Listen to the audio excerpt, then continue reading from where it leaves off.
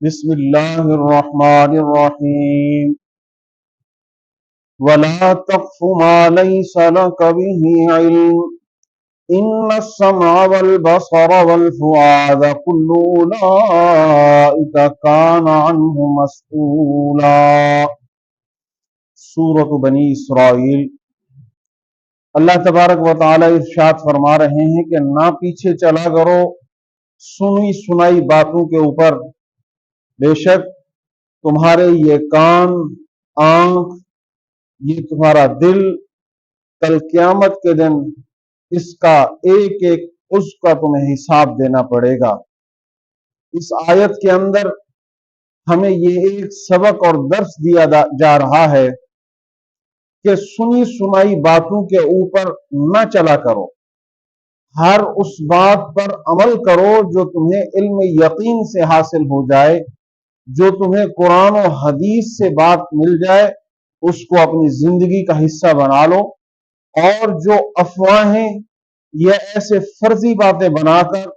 اس کو تمہیں پیش کیا جائے اور تم اس کے پیچھے چل پڑو اور اس کو پھیلانا شروع کر دو، اس کو عام کرنا شروع کر دو، تو کل کو قیامت کے دن تمہارے یہ کانوں کا حساب لیا جائے گا کہ ان کانوں سے تم نے جو بات سنی تھی کیا اس کے اوپر پوری تحقیق کی تھی، اسے اچھی طرح اس کا علم حاصل کیا تھا،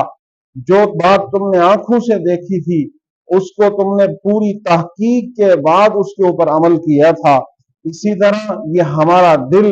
اس کے بارے میں بھی سوال کیا جائے گا کہ اس دل کے اندر تم نے اچھی بات کو شامل کیا تھا، بری بات کو شامل کیا تھا، یہ تمہارے ہاتھ کس جگہ پر استعمال ہوئے تھے، یہ تمہارے پاؤں کس جگہ پر چل کر استعمال ہوئے تھے۔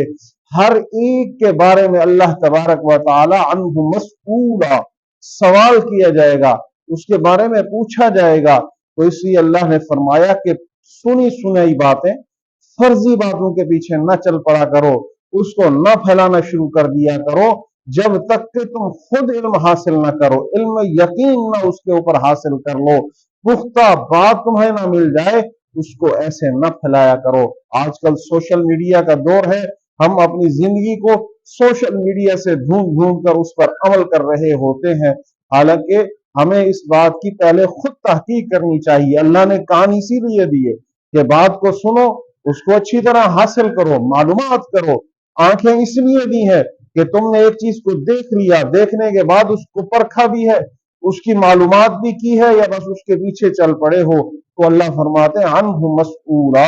تم سے سوال کیا جائے گا ہر اعضاء کے بارے میں۔ تو اس لیے فرمایا ولا تقف ما لیس لک بہ علم، کہ جس چیز کا تمہیں علم نہ ہو اس چیز کو نہ پھیلایا کرو، نہ اس کے پیچھے ایسے خام خواہ نہ چل پڑا کرو، بلکہ علم یقین حاصل کر کے پھر اس بات کے اوپر خود بھی چلو اور اس کو پھیلاؤ بھی صحیح اور اس پر عمل پیرا ہو جاؤ۔